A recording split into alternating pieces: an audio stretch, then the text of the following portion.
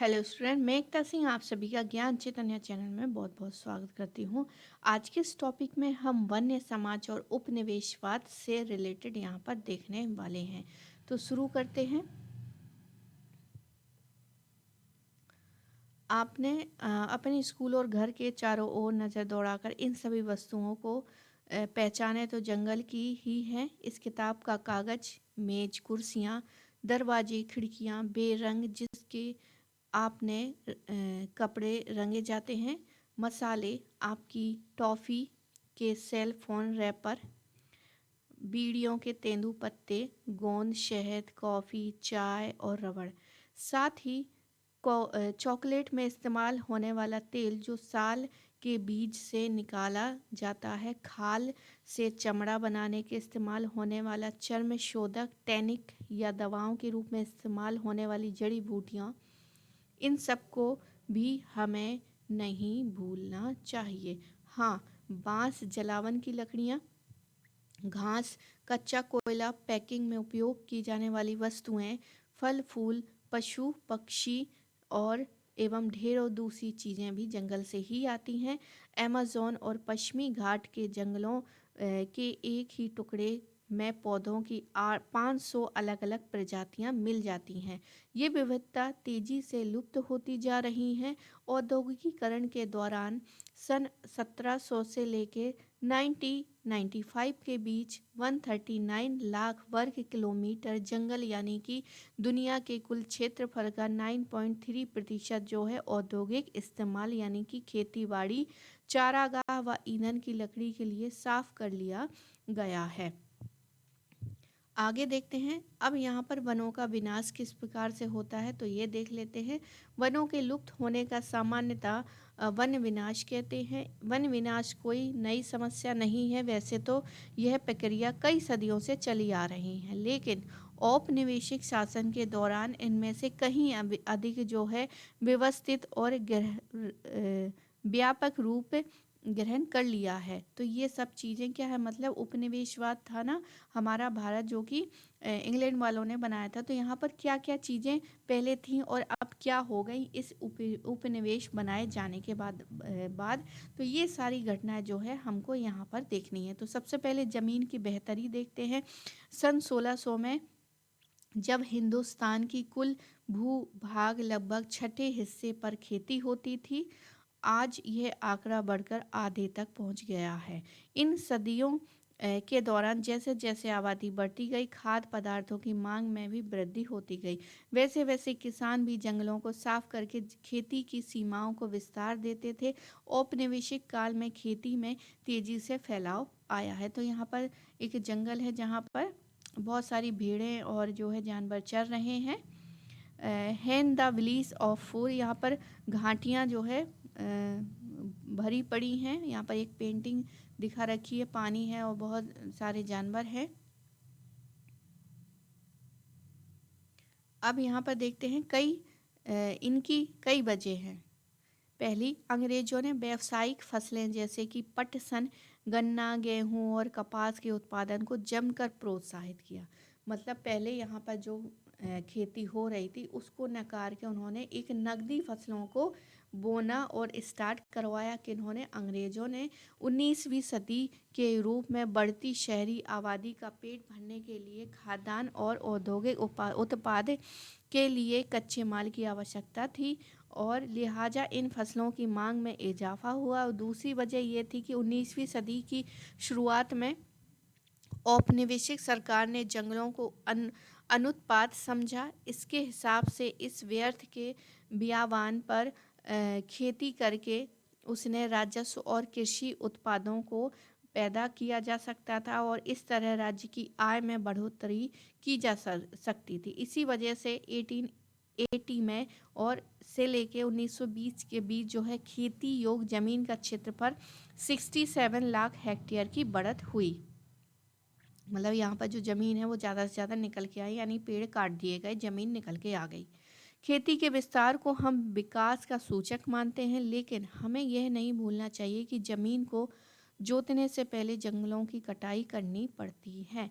इसके ऊपर का देख लेते हैं, बॉक्स में दिया है, किसी स्थान पर खेती ना होने का मतलब उस जगह पर गैर आबाद होना नहीं है। जब गैर गोरे आवा आवा आबाब कर ऑस्ट्रेलिया पहुंचे तो उन्होंने दावा किया कि यह महाद्वीप खाली था। वास्तव में आदिवासी पथ प्रदर्शकों के नेतृत्व में पुरातन रास्तों से इसे भूभाग में प्रविष्ट हुए थे।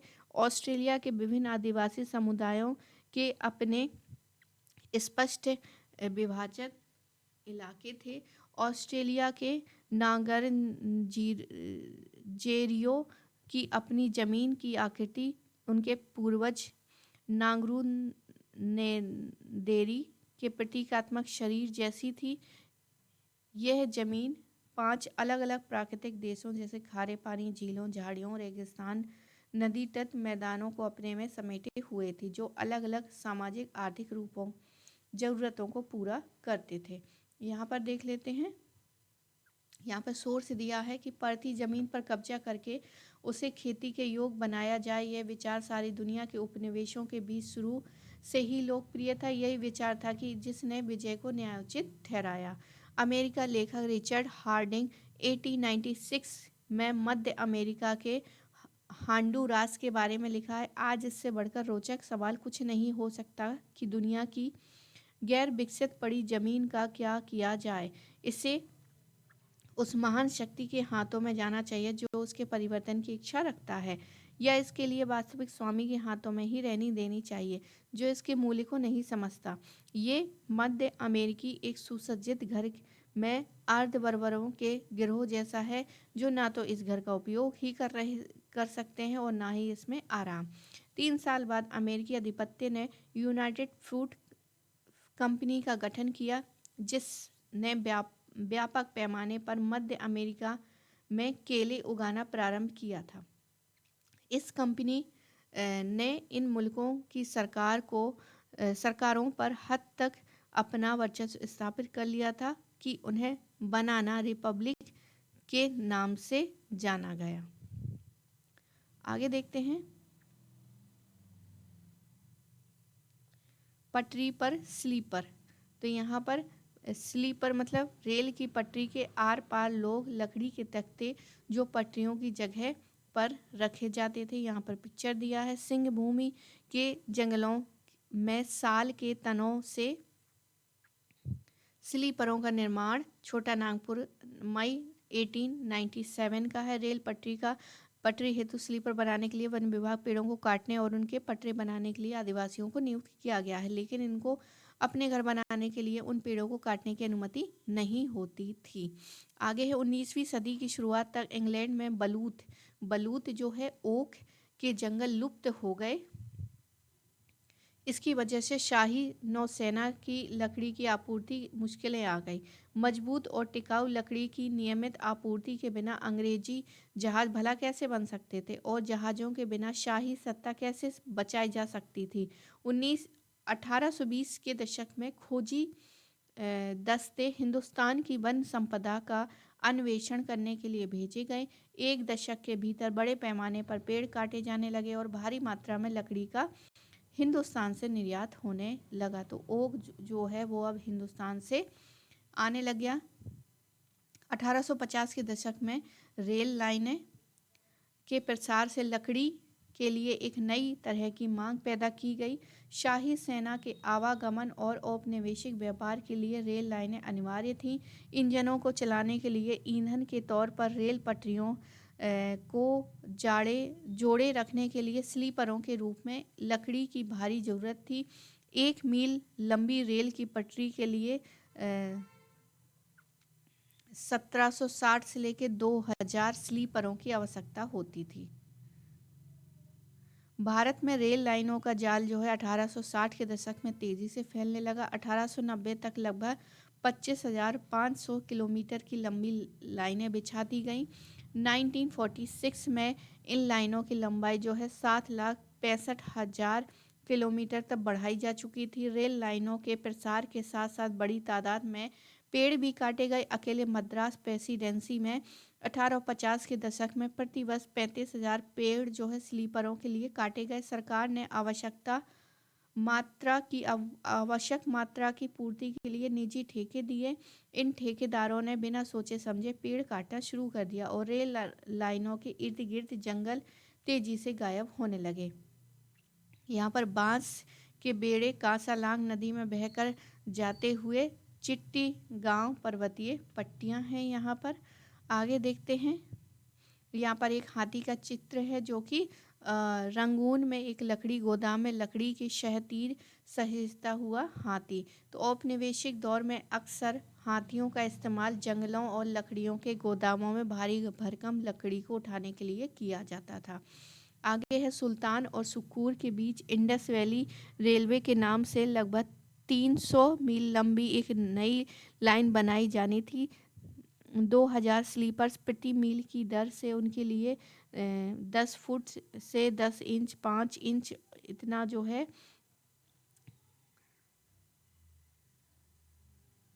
6 करोड़ स्लीपर की ज़रूरत थी या 2 करोड़ क्यूबिक फीट के से ऊपर लकड़ी थी। इन इंजनों के ईंधन के लिए लकड़ी चाहिए थी। दोनों तरफ प्रतिदिन एक ट्रेन व 1 मन प्रति ट्रेन मील के हिसाब से सालाना 2,19,000 मन की ज़रूरत होती थी। इसके अलावा ईंटों के लिए भी भारी मात्रा में ईंधन की ज़रूरत होती थी। तो स्लीपर मुख्य रूप से सिंध के ज़िले से आया करता था। यह ईंधन जो है सिंध, पंजाब के झाऊ और झांड के जंगलों से लाया जाना था। दूसरी नई लाइनें नॉर्दर्न स्टेट रेलवे लाहौर से मुल्तान तक थी। आंकड़ों के हिसाब से इसके निर्माण के लिए 22 लाख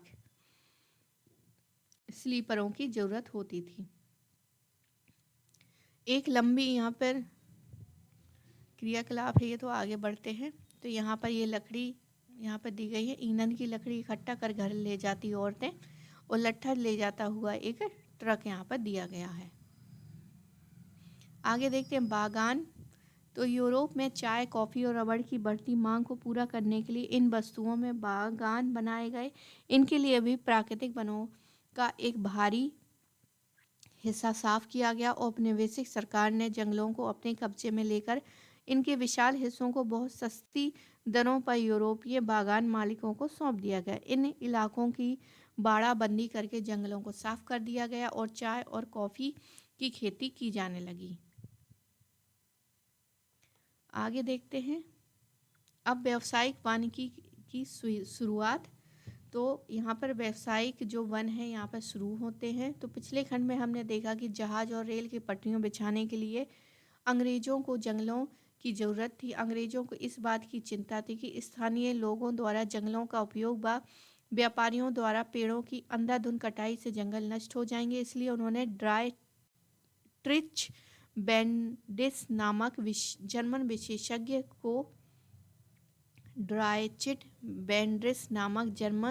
विशेषज्ञ को इस विषय पर मशवरे के लिए बुलाया और उसे देश का पहला वन महानिदेशक नियुक्त किया गया। तो ये काफ़ी इम्पोर्टेंट फैक्ट है कि पहला वन महानिदेशक चुना गया वो कौन था? तो ट्रिच था, बेंडिस नामक जर्मन विशेषज्ञ था। बेंड्रिस ने महसूस किया कि लोगों को संरक्षण विज्ञान में प्रशिक्षित करना और जंगलों के प्रबंधन के लिए एक जरूरी व्यवस्थित तंत्र विकसित करना होगा। इसके लिए कानूनी मंजूरी की ज़रूरत पड़ती है। वन संपदा के उपयोग संबंधी नियम तय करने पड़ेंगे। पेड़ों की कटाई और पशुओं की चराई जैसे गतिविधियों पर पाबंदी लगा देनी चाहिए। जंगलों की लकड़ी और उत्पादन के लिए आरक्षित करनी चाहिए। इस तंत्र की अवमानना करके पेड़ काटने वालों को क्या करना चाहिए? दंड देना चाहिए। और यहाँ पर ये पेड़ है। आगे है इटली स्थित टस्कनी में पोपलर के जंगलों का एक व्यवस्थित गलियारा है। पोपलर के जंगल मुख्यतः लकड़ी के लिए महत्व रखते हैं, पत्तों, फलों व दूसरे उत्पादों के लिए उपयोगी नहीं होती है। तो यहाँ पर पोपलर के जंगल मुख्यतः लकड़ी के लिए ही इम्पोर्टेंट थे। एक समान लकड़ी जो है सीधी यहाँ पर होती थी, जैसा कि आप देख पा रहे हैं इन पेड़ों को देखें। यही वह मॉडल है जिसे वैज्ञानिक वानिकी ने प्रोत्साहित किया था। तो यहाँ पर कुछ और वन है। कांगड़ा का एक देवदार बागान है जो 1933 में दिखाया गया है। किसी भी व्यक्ति को सजा का भागी बनना होगा। अगर जो व्यक्ति पेड़ काटेगा उनको क्या है, यहाँ पर सजा होगी। इसी तरह बेंडिस ने 1864 में भारतीय वन सेवा की स्थापना की और 1865 में वन अधिनियम को सूत्रबद्ध करने के सहयोग दिया। इम्पीरियल फॉरेस्ट रिसर्च इंस्टीट्यूट की स्थापना की और 1906 में देहरादून में होती है। इम्पीरियल फॉरेस्ट रिसर्च इंस्टीट्यूट की स्थापना 1906 में देहरादून में हुई थी। यहाँ जिस पद्धति की शिक्षा दी जाती थी उसे वैज्ञानिक वानिकी यानी साइंटिफिक फॉरेस्ट्री कहा गया, लेकिन आज पारिस्थितिक विशेषज्ञों सहित ज़्यादातर लोग मानते हैं कि यह पद्धति कतई वैज्ञानिक नहीं थी। तो यहाँ पर स्कूल बनाया गया था। आगे है वैज्ञानिक वानिकी के नाम पर विविध प्रजाति वाले प्राकृतिक वनों को काट डाला गया। इसी तरह सीधी पंक्ति में एक ही किस्म के पेड़ लगा दिए गए। इसे बागान कहा जाता था। वन विभाग के अधिकारियों ने जंगलों का सर्वेक्षण किया, विभिन्न किस्म के पेड़ों वाले क्षेत्र की नाप लेख की और वन प्रबंधन के लिए योजना बनाई। उन्होंने ये भी तय किया कि बागान का कितना क्षेत्र जो है प्रतिवर्ष काटा जाएगा। कटाई के बाद खाली जमीन पर पुनः पेड़ लगाए जाने थे ताकि कुछ वर्षों के बाद ये पुनः जो है कटाई के लिए तैयार हो सके। 1865 में वन अधिनियम के लागू होने के बाद 2 बार संशोधित किए गए। पहले जो है 1878 में और फिर है 1927 में। 1878 वाले अधिनियम में जंगलों को 3 श्रेणियों में बांटा गया: आरक्षित, रक्षित और ग्रामीण। सबसे अच्छे जंगलों को आरक्षित वन कहा गया। गांव वाले जंगलों से अपनी उपयोग के लिए कुछ भी नहीं ले जा सकते थे। वे घर बनाने या ईंधन के लिए केवल सुरक्षित या ग्रामीण वनों से ही लकड़ी ले जा सकते थे। अब वैज्ञानिक वानिकी क्या है? तो वन विभाग द्वारा पेड़ों की कटाई, जिसमें सबसे पुराने पेड़ काट कर उनकी जगह नए पेड़ लगाए जाएंगे, यह है वैज्ञानिक वानिकी। अब है लोगों का जीवन कैसे प्रभावित हुआ। अब जो सिर्फ जंगलों पर ही डिपेंड थे, उनके पशु जंगलों से चरते थे, जंगलों से ही उनकी ईंधन आती थी, तो सारे के सारे लोग प्रभावित होंगे। देखते हैं क्या है। एक अच्छा जंगल कैसा होना चाहिए, इसके बारे में वन पालों और ग्रामीणों के विचार बहुत अलग थे। जहाँ एक तरफ ग्रामीण अपनी अपनी ज़रूरतों को, जैसे ईंधन हो गया, चारे हो गए, पत्तों की पूर्ति के लिए वन में विभिन्न प्रजातियों का मेल चाहते थे, वहीं वन विभाग को ऐसे पेड़ों की आवश्यकता थी जो जहाज़ों और रेलवों के लिए इमारती लकड़ी मुहैया करा सके। ऐसी लकड़ियाँ जो सख्त, लंबी और सीधी हों। इसलिए सागौन, साल जैसी प्रजातियों को प्रोत्साहित किया गया और दूसरी किस्में काट डाली गई। मतलब इनको प्रोत्साहित किया गया और इनकी जगह जो पहले ऐसे सीधे सीधे पेड़ थे उन सबको काट दिया गया। वन इलाकों में लोग कंदमूल, फल, पत्ते आदि वन उत्पादों का विभिन्न ज़रूरतों के लिए उपयोग करते थे। फल और कंद जो है अत्यंत पोषक खाद्य हैं। विशेषकर मानसून के दौरान जब फसल काट कर घर न आई हो, दवाओं के लिए जड़ी बूटियों का इस्तेमाल होता था। लकड़ी का प्रयोग हल जैसे खेती के औजार बनाने के लिए किया जाता था। बांस से बेहतरीन बाड़ें बनाई जा सकती थी और इसका उपयोग छतरी और टोकरी बनाने के लिए भी किया जा सकता था। सूखे हुए कुम्हड़े के खोल का प्रयोग पानी की बोतल के रूप में किया जाता था। जंगलों में लगभग सब कुछ उपलब्ध। पत्तों का जोड़ तोड़, खाओ फेंको किस्म के पत्तल और दोने बनाए जा सकते थे। सियादी की लताओं से रस्सी बनाई जाती थी। सेमूर यानी सूती रेशम से कांटे दार छाल पर सब्जियां छीली जा सकती थी। महुए के पेड़ से खाना पकाने और रोशनी के लिए तेल निकाला जाता था। तो महुए के पेड़ से खाना पकाने और रोशनी के लिए तेल निकाला जाता था महुए के पेड़ से। तो यहाँ पर सुखाते हुए तेंदू के पत्ते का चित्र है।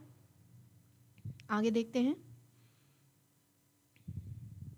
अब यहाँ पर एक पिक्चर है जिसमें खलिहानों से अनाज लाते हुए पुरुष जो हैं टोकरियों में अनाज ला रहे हैं। पुरुष अपने कंधों के आर पार एक छड़ी में बंधी टोकरी को लाते हैं और औरतें इन टोकरियों को अपने सिर पर रख लेती हैं। आगे है, वन अधिनियम के चलते देश भर गांव वालों की मुश्किलें बढ़ गई। इस कानून के बाद घर के लिए लकड़ी काटना, पशुओं को चराना, कंदमूल फल इकट्ठा करना आदि रोजमर्रा की गतिविधियां गैर कानूनी अब बन गई थी। अब उनके पास जंगलों की लकड़ी चुराने के अलावा और कोई चारा नहीं था और नहीं बचा था। पकड़े जाने की स्थिति में वन्य रक्षकों की दया पर होते जो उनसे घूस ऐंठते थे। जलावनी लकड़ी एकत्र करने वाली औरतें विशेष तौर से परेशान रहने लगी। मुफ्त खाने पीने की मांग करके लोगों को तंग करना पुलिस और जंगल के चौकीदारों के लिए सामान्य बात हो गई थी। वनों के नियमन से खेती कैसे प्रभावित होती है, तो यूरोपीय उपनिवेशवाद का सबसे गहरा प्रभाव जो है झूम और घुमंती खेती की प्रथा पर दिखाई पड़ता है। एशिया, अफ्रीका और दक्षिण अमेरिका के अनेक भागों में यह खेती का एक परंपरागत तरीका था। इसके स्थानीय नाम जैसे कि दक्षिण पूर्वी एशिया में लादिंग, मध्य अमेरिका में मिल्पा, अफ्रीका में चितनेम और तावी व श्रीलंका में चेना। हिंदुस्तान में घुमंतू खेती के लिए धया, पेंदा या वेवर, नेवर, झूम, पेड़ू, खंदाद और कुमरी ऐसे ही कुछ स्थानीय नाम थे। तो ये नाम इम्पोर्टेंट है, कहाँ पर कौन सा बोला जाता है घुमंतू खेती के लिए। घुमंतू कृषि के लिए जंगल के कुछ भाग को बारी बारी से काटा जाता और जलाया जाता था। मानसून की पहली बारिश के बाद इस राख में बीज बो दिए जाते थे और अक्टूबर नवंबर में फसल काट ली जाती थी। इन खेतों पर 2 या साल खेती करने के बाद इन्हें 12 से 18 साल तक के लिए परती छोड़ दी जाती थी। फिर वहां से जंगल पनप जाए। इन भूखंडों में मिश्रित फसलें उगाई जाती थी, जैसे मध्य भारत और अफ्रीका में ज्वार बाजरा, ब्राज़ील में कसावा और लैटिन अमेरिका में अन्य भागों में मक्का और फलियां हुआ करती थी। एक टेंगिया खेती है। एक ऐसी टेंगिया खेती देख लेते हैं। एक ऐसी व्यवस्था थी जहां किसानों को कुछ समय के लिए बागानों में ही खेती करने के लिए आज़ादी दी थी। 1921 में बर्मा में थरवावाड़ी में डिवीज़न के लिए गए इस चित्र में किसान धान बो रहे हैं। लोहे के छोर वाले लंबे बांसों की सहायता से पुरुष धरती में छेद बनाते हैं और औरतें उस छेद में क्या है धान बोती जा रही हैं। आगे है, यूरोपीय वन रक्षकों की नज़र में यह तरीका जंगलों के लिए नुकसानदायक था। उन्होंने महसूस किया कि जहां कुछ एक सालों के अंतर पर खेती की जा सकती है, ऐसी जमीन पर रेलवे ने इमारती लकड़ी वाले पेड़ नहीं उगाए। तो यहाँ पर कुछ घुमंतू लोग जो हैं पोदू हिस्सों को जला देते हैं। तो इस तरह से आगे देखते हैं। साथ ही जंगल जलाते समय बाकी बेशकीमती पेड़ों के भी फैलती लपटों की चपेट आ जाते थे और खतरा बन जाता था। घुमंतू खेती के कारण सरकार के लिए लगान का हिसाब रखना भी मुश्किल होता था। तो ये काम भी एक गड़बड़ हो जाती थी कि लगान नहीं दे पाते थे। इसलिए सरकार ने घुमंती खेतों पर क्या लगा दी, रोक लगा दी। इसके परिणाम स्वरूप अनेक समुदायों को जंगल में उनके घरों से जबरन विस्थापित कर दिया गया। कुछ को अपना पेशा बदलना पड़ा तो कुछ बड़े विद्रोही जरिए प्रतिरोध किया। शिकार की आज़ादी किसे थी, तो शिकार करना अब जंगल से ही उनको सब कुछ मिलता, तो शिकार भी जंगल में करेंगे। तो जंगल संबंधी नई कानूनों ने वनवासियों के जीवन को एक और तरह से प्रभावित किया। वन कानूनों के पहले जंगलों में या तो उनके आसपास रहने वाले बहुत सारे लोग हिरन, तीतर, छोटे मोटे शिकार के जीवन यापन करते थे। इस पारंपरिक प्रथा अब गैर कानूनी हो गई थी। शिकार करते हुए पकड़े जाने वालों को अवैध शिकार के लिए दंडित किया जाता था। एक तरफ जहां वन कानूनों लोगों के शिकार के परंपरागत अधिकार से वंचित कर दिया। वही बड़े जानवरों का आखेट एक खेल बन चुका था। हिंदुस्तान में बाघों और दूसरे जानवरों का शिकार करना सदियों से दरबारी और नवाबों का सांस्कृतिक हिस्सा बना हुआ था। अनेक मुगल कलाकृतियों और शहजादों और सम्राटों को शिकार का मजा लेते हुए दिखाया गया है, किंतु औपनिवेशिक शासन के दौरान शिकार का चलन इस पैमाने तक बढ़ा कि कई प्रजातियां लगभग पूरी तरह लुप्त हो गईं।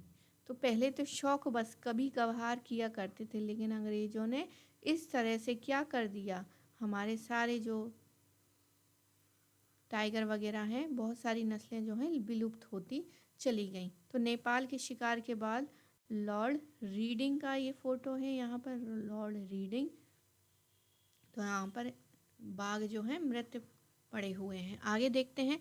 लगभग पूरी तरह लुप्त हो गए बहुत सारे प्रजातियां अंग्रेजों की नज़र में बड़े जंगली जानवर बर्बर और समाज के लिए प्रतीक चिन्ह थे। माना जाता है कि खतरनाक जानवरों को मार कर वे हिंदुस्तान को सभ्य बनाएंगे। तो ये सब बेकार चीज़ें थी उस समय। बाघ, भेड़िए और दूसरे बड़े जानवरों के शिकार पर यह कहकर इनाम दिया गया कि इसमें किसानों को खतरा है। 1875 में 1925 के बीच इनाम के लालच में 80,000 से ज़्यादा बाघ जो है, 1,50,000 तेंदुए, 2 लाख भेड़िए मार गिराए गए। धीरे धीरे बाघ के शिकार को खेल की ट्रॉफी के रूप में देखा जाने लगा। अकेले जॉर्ज यूल वही जो कांग्रेस का वो बनता है, अध्यक्ष बनता है, वही जॉर्ज यूल नामक अंग्रेज अफसर ने 400 बाघों को मार डाला। प्रारंभ में जंगल के कुछ इलाके शिकार के लिए भी आरक्षित थे। काफ़ी समय बाद पर्यावरणविदों और संरक्षणवादियों ने आवाज़ उठाई कि जानवरों की इन सारी प्रजातियों को सुरक्षित रखनी होगी, ना कि मारा जाना चाहिए। आगे देखते हैं। बैगा मध्य भारत का एक वन समुदाय है।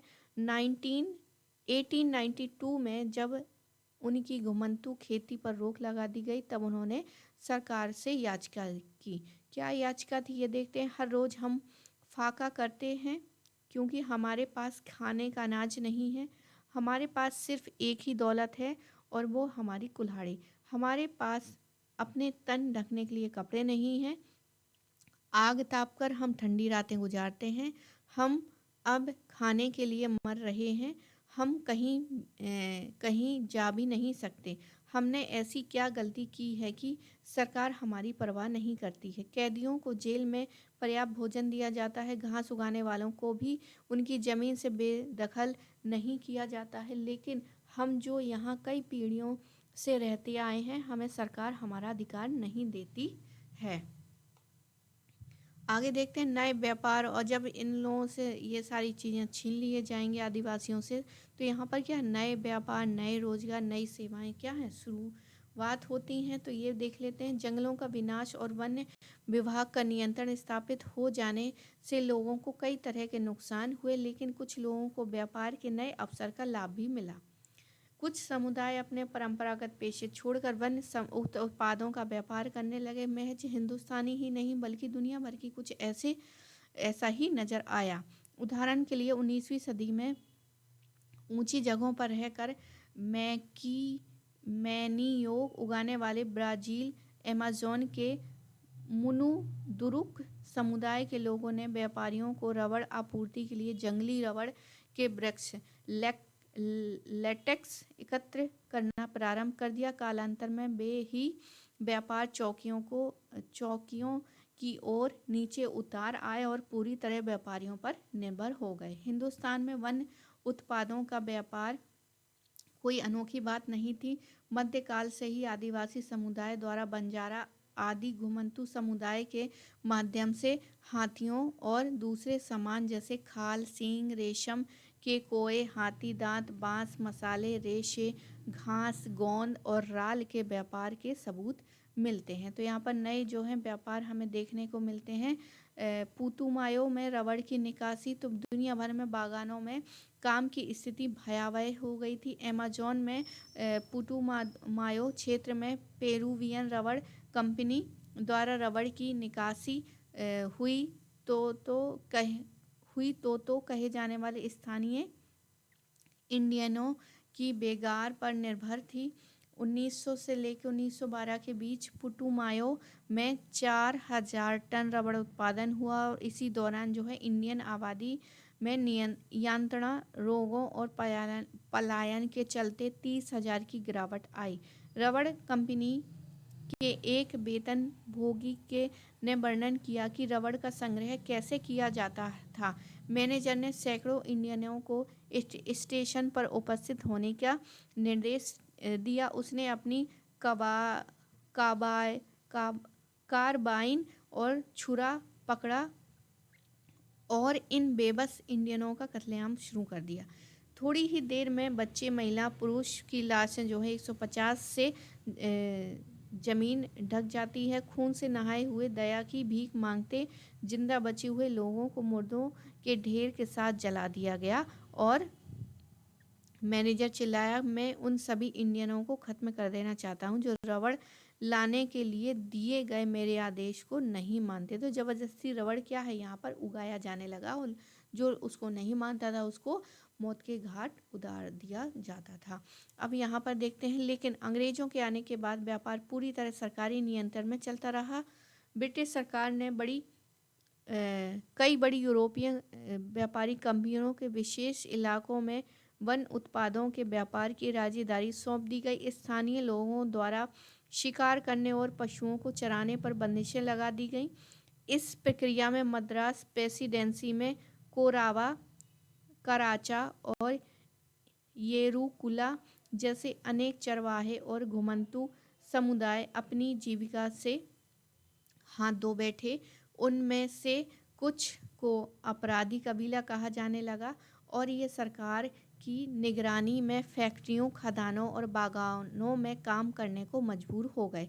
काम के नए अवसरों का मतलब ये नहीं था कि उनकी जीवन स्थिति में हमेशा सुधार ही हुआ है।